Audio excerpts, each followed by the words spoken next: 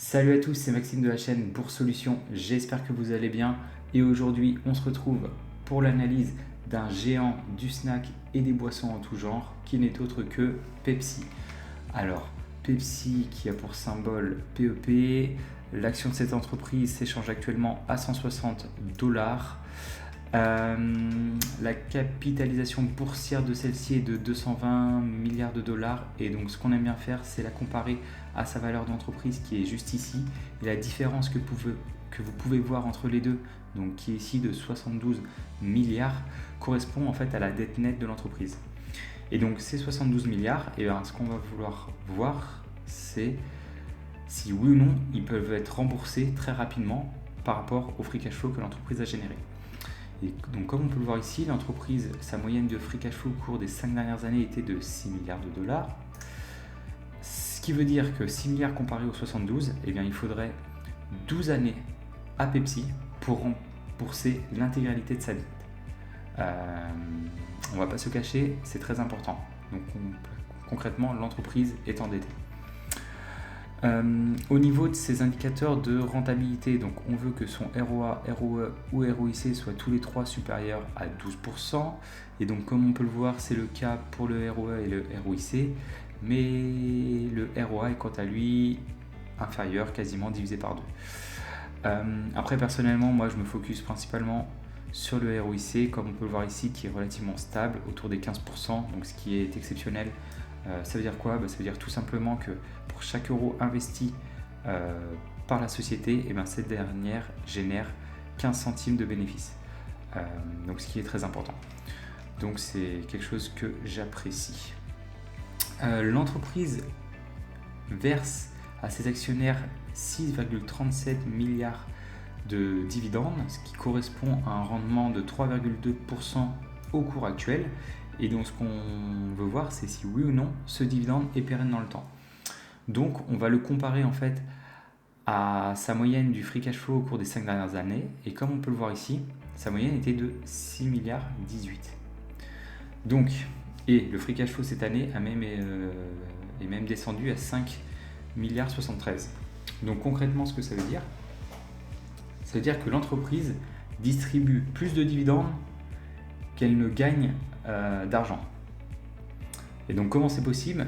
Tout simplement, soit l'entreprise a de l'argent dans ses comptes en banque et donc elle va puiser dans cette ressource pour distribuer ce dividende à ses actionnaires, ou autrement, l'entreprise fait peut-être appel à de la dette pour distribuer le dividende à ses actionnaires, ou autrement, l'entreprise émet de nouvelles actions pour utiliser le cash qu'elle récupère pour payer ses actionnaires. Honnêtement, si j'étais le dirigeant de l'entreprise Pepsi, je couperais ce dividende, ou du moins je le diviserais par deux, ce qui permettrait d'avoir un payout ratio aux alentours des 50%, tout en ayant quand même un rendement de 1,6% par an. Donc voilà, donc là concrètement, si vous êtes un investisseur sur les dividendes, c'est clairement pas une entreprise que je vous conseillerais.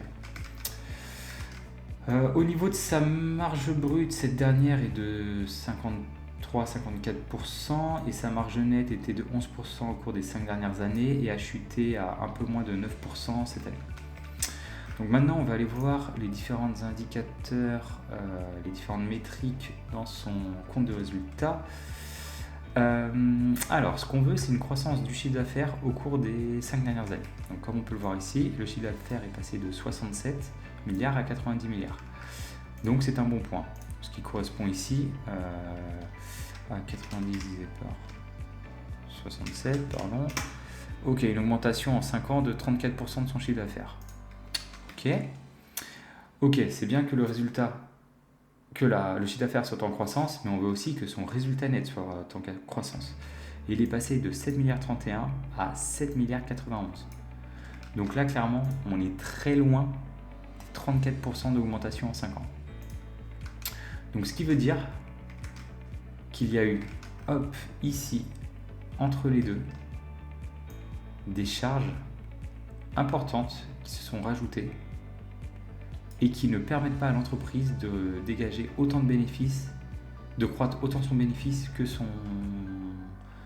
la croissance de son chiffre d'affaires. Donc il faut essayer de comprendre d'où viennent en fait ces dépenses un peu plus importantes.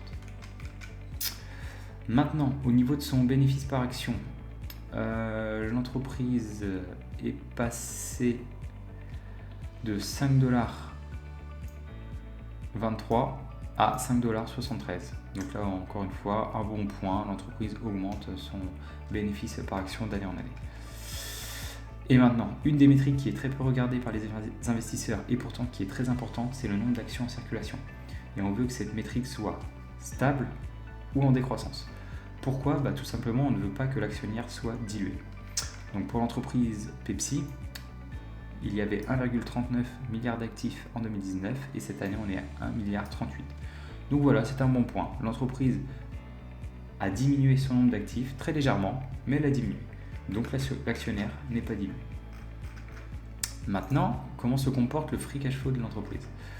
Alors, celui-ci est passé de 6,21 milliards à 5,73 milliards. Donc là, point noir pour l'entreprise. Le résultat net, rappelez-vous, a augmenté, mais le free cash flow a baissé. Donc il va être très important de comprendre pourquoi ce free cash flow a baissé. Maintenant, la dernière métrique que nous allons regarder, c'est voir en combien d'années l'entreprise peut rembourser sa dette long terme.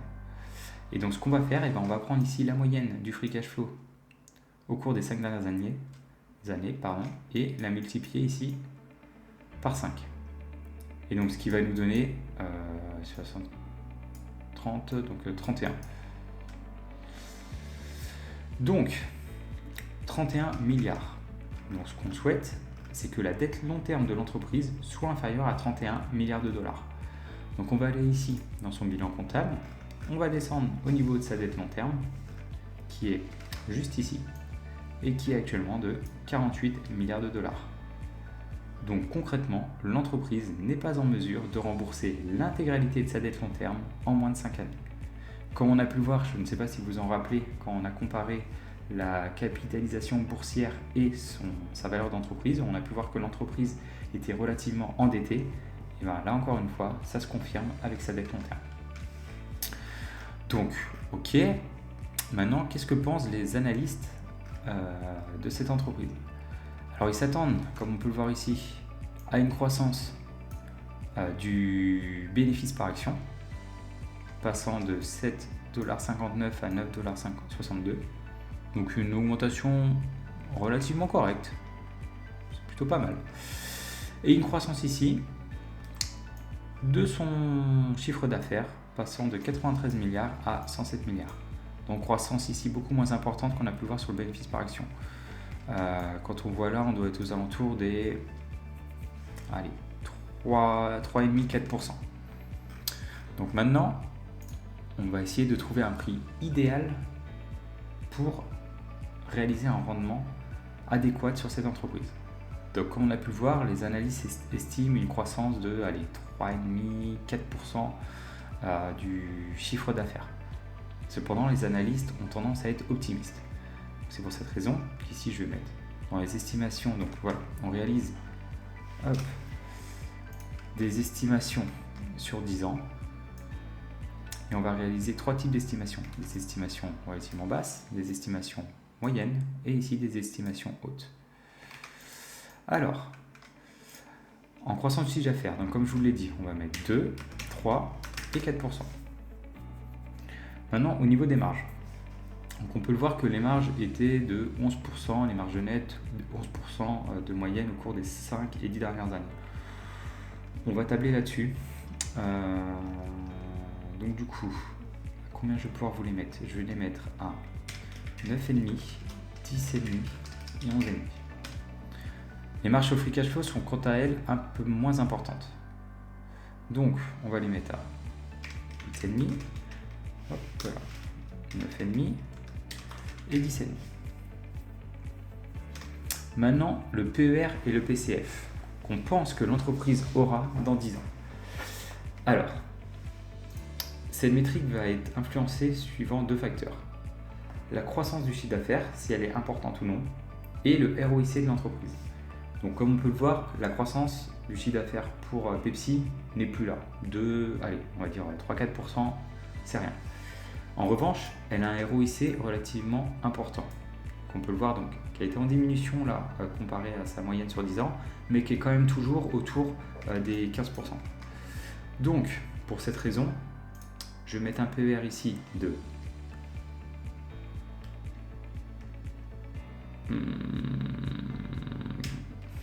j'hésite entre 14 et 15. Je vais mettre 14, 15 et 16. Pourquoi j'ai pas voulu mettre plus? C'est tout simplement quand je vois la distribution du dividende qui est supérieure aux bénéfices que réalise l'entreprise. Je me dis qu'elle fait un peu n'importe quoi avec l'argent qu'elle possède, donc je ne souhaite pas lui donner un premium sur son PER et PCF. Et maintenant, sur le rendement que j'estime, que je souhaite, moi je demande toujours minimum 12% pour les estimations basses, 13,5% et 15% pour les estimations hautes. On analyse, et qu'est-ce que cela nous donne? Ça nous donne tout simplement que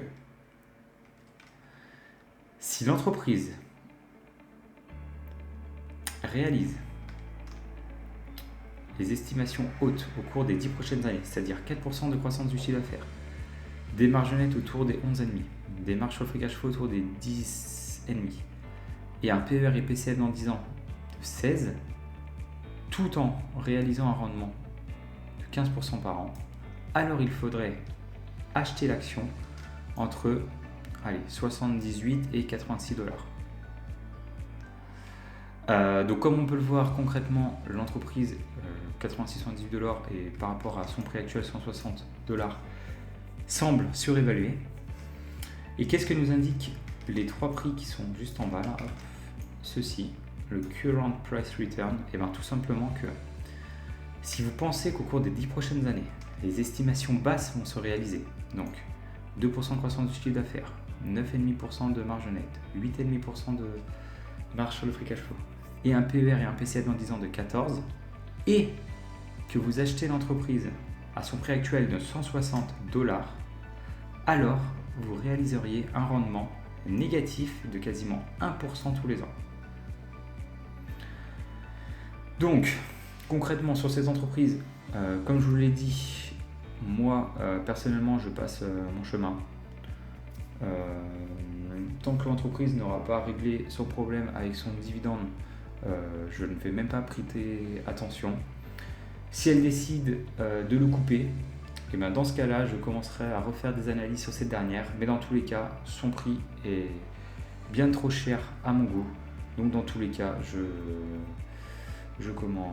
laisse passer cette opportunité. Je ne sais pas si on peut appeler ça, je ne pense pas. Donc voilà, donc c'était l'analyse de la société Pepsi. N'hésitez pas à nous laisser des commentaires si vous avez la moindre question, si vous voulez interagir en fonction des différentes métriques que nous avons analysées. Si vous voulez parler des prix d'achat et des estimations qu'on réalise. Si vous aimez du coup le contenu qu'on propose, n'hésitez pas à liker cette vidéo et à vous abonner à notre chaîne. Donc on réalise des analyses d'entreprise 3 fois par semaine. Donc voilà, on a lancé en plus récemment une mini-série 100% gratuite pour vous apprendre à investir pas à pas sur le marché boursier. Donc on va vraiment vous guider étape par étape afin que vous puissiez réussir vos investissements. C'était Maxime, on se retrouve dans une prochaine vidéo. Ciao!